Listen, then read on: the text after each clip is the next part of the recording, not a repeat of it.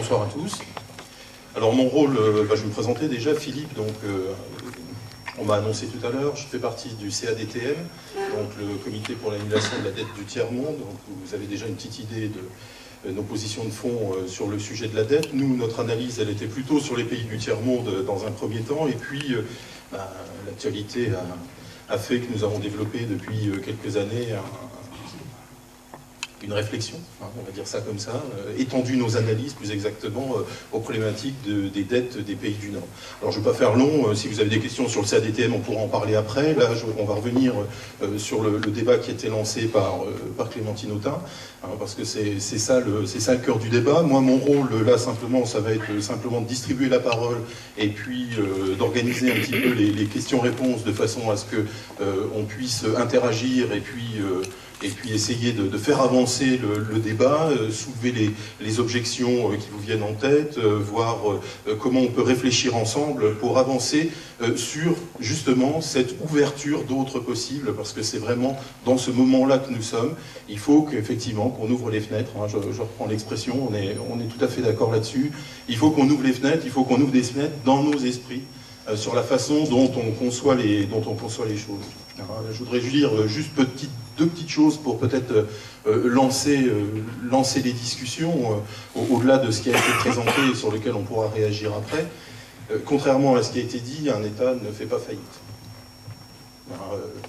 C'est une idée totalement fausse, ça n'existe pas. Le concept de faillite est un concept de droit privé des entreprises qui ne s'applique absolument pas à un État. Voilà, c'est une première chose qu'il faut absolument dire, parce que les gens sont persuadés que si on ne paye pas la dette, si on laisse les choses, l'État va faire faillite. Et puis, alors là, c'est la catastrophe, et on n'imagine d'ailleurs pas très bien ce que ça pourrait donner, quoi. L'État fait faillite, bon, d'accord, mais non, un État ne fait pas faillite. Un État peut faire défaut, oui, ça oui. C'est-à-dire, il peut dire, non, je ne suis plus en capacité de payer. Ça oui, et c'est arrivé dans le passé. Il y a des États, et il y a des tas d'exemples dans l'histoire, qui ont fait défaut à un moment donné parce qu'ils n'étaient plus en capacité de payer. Pourquoi? Parce qu'un État, il a à faire face à différents types d'obligations. L'obligation de payer la dette qu'il a pu contracter, c'en est une, mais c'en est une parmi d'autres. Et l'obligation qu'il a vis-à-vis de son peuple, c'est aussi une obligation sur laquelle l'État doit rendre compte. Alors, s'il doit payer sa dette en se retournant contre son propre peuple, est-ce que le fait de payer la dette est toujours bien légitime? C'est la question de la limite, telle que quand on pose la question de savoir le refus et la limite, oui, question de la limite. Où est-ce qu'on place la limite? Est-ce qu'on n'est pas déjà dans un moment où les États européens se retournent contre leur peuple? En Grèce, clairement, en Hongrie, clairement aussi. On parlait des services publics tout à l'heure, la Hongrie est en train de vendre ses hôpitaux. Non mais... voilà, on est dans ce moment-là où les États sont en passe de se retourner contre leur peuple. Alors, est-ce que l'obligation de rembourser la dette est l'obligation primaire de l'État? Est-ce qu'il n'en a pas d'autre? Quelle est la hiérarchie? Est-ce que les citoyens ne sont pas en droit maintenant de rentrer dans le débat? Est-ce qu'il ne faut pas qu'ils rentrent dans ce débat pour dire leur position? Il faut absolument que là, le peuple s'insère dans le débat. Voilà. Donc, vous avez la parole, vous levez le doigt, ceux qui veulent prendre la parole, s'il pas, essayez de vous limiter pour permettre à ce que le maximum de personnes puissent s'exprimer. Merci. On pose la question par l'État, très important. Parce que les gens pensent toujours qu'on peut saisir un État. Et vous savez, ceux qui font du droit public savent très bien que un État, c'est un État. Et je vais illustrer par une seule question. M'ont dit, réussira-t-il en Italie? Alors là, je lancerai Paris, et je laisse chacun avoir son avis. Personnellement, j'ai le mien. Parce qu'on a quand même mis en Italie un ancien commissaire spécialiste, un professeur d'ailleurs d'économie. Très intéressant le cas de Mondi. Moi, je le regarde bien, j'écoute le peuple. Et pour le coup, nous sommes interrogés. Pour une fois, on a le FMI qui est là. On a un spécialiste qui, lui, on a envoyé vraiment la personne où il faut, comme on le fait d'ailleurs dans le tiers-monde, puisqu'on met toujours un gars du FMI dans les gouvernements où on est chargé de faire restructurer les dettes. Je ne vais pas plus loin. Mais la question des États, la résistance des États, c'est quand même une question importante.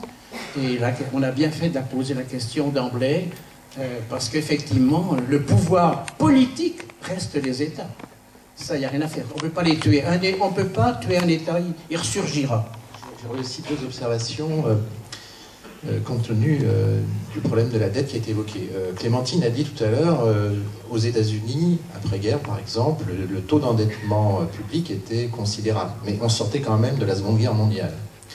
Donc, on n'est pas dans cette situation. Et pourtant, le taux d'endettement aux États-Unis actuellement tend à ce niveau de pratiquement équivalent. On n'est pas tout à fait, on n'est pas encore à ce niveau-là, mais on n'en est pas loin. Donc ça pose la question de savoir comment ça a été possible. Alors il y a des pistes qui ont été données, hein. J'en retiens une notamment à laquelle j'adhère totalement, c'est la piste du fait que les inégalités sociales se sont fortement développées dans ce qu'on pourrait appeler le libéral productivisme, hein, depuis 30 ans, la contre-révolution Reagan aux États-Unis et ce qui a suivi. Et d'année en année, on a cessé effectivement de faire des cadeaux fiscaux aux plus riches et de voir les inégalités se creuser. Ça a été très bien mis en évidence dans le film, notamment l'idée que finalement, à qui on prête, enfin à qui on doit de l'argent, essentiellement aux riches. Hein. Alors c'est pas, le terme de riche, il faudrait le définir plus précisément, mais bon, tout le monde voit à peu près de quoi je veux parler. Alors, quand Bruno dit par ailleurs qu'on ne monétise pas, enfin, je pense que tu faisais allusion au fait que la Banque centrale peut racheter une partie des dettes.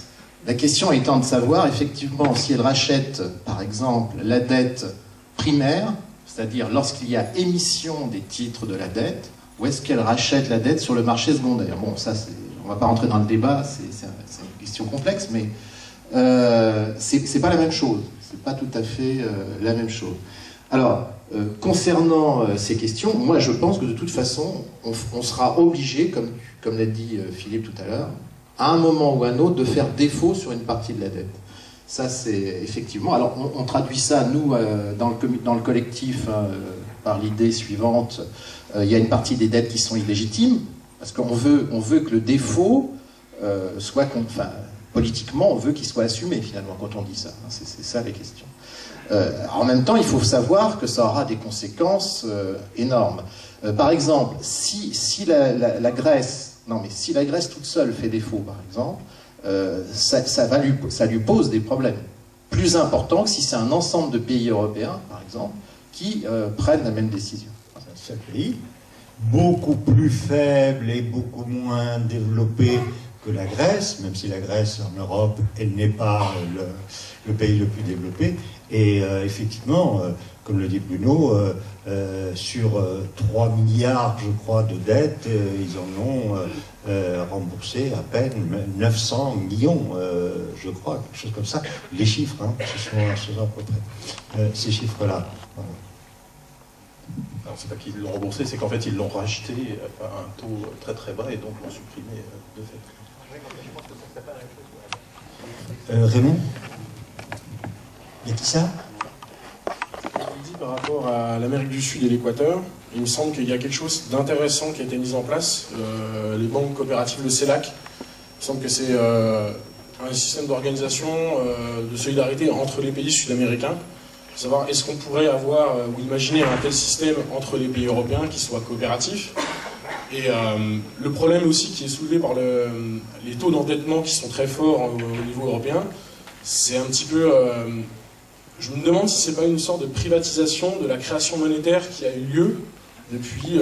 alors, peut-être en France, on pourrait penser à 1973, puis les traités de Maastricht, puisque la loi a été abrogée en 1994, etc.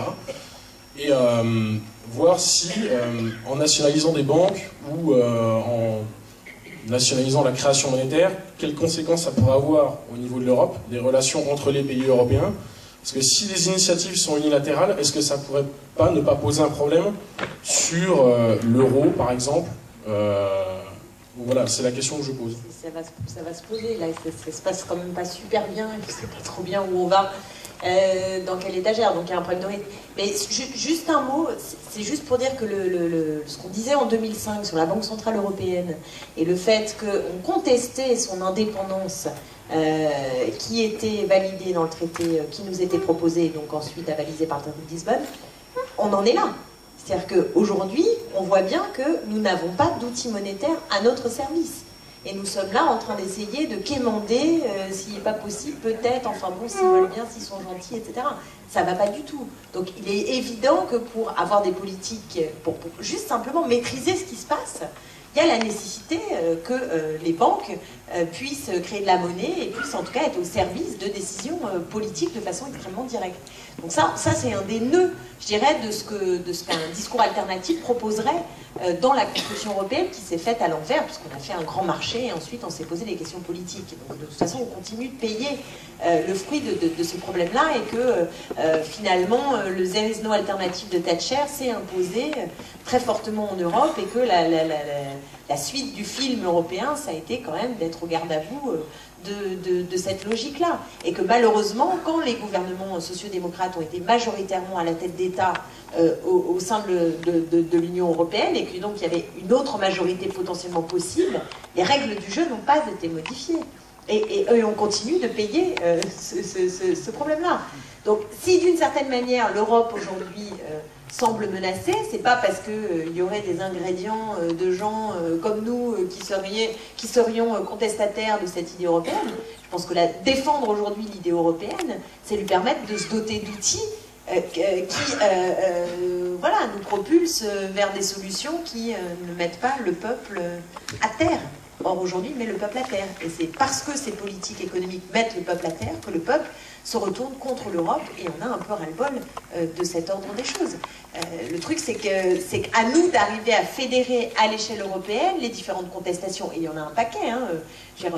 En Grèce, évidemment, une mobilisation très forte, mais il y en a eu en Espagne avec le mouvement des indignés. Il y a eu des manifestations hallucinantes et historiques en Angleterre. Enfin, je veux dire, il y a quand même des ferments, il ne se passe pas rien. On n'est pas en train de se bouffer toutes les choix qui nous emmènent dans la récession de façon totalement muette. La chose aujourd'hui, c'est qu'il faut que ça prenne un profil politique à vocation majoritaire et qu'il y ait une résonance entre le social et le politique à l'échelle européenne. Et c'est ça que nous avons aujourd'hui à travailler, me semble-t-il.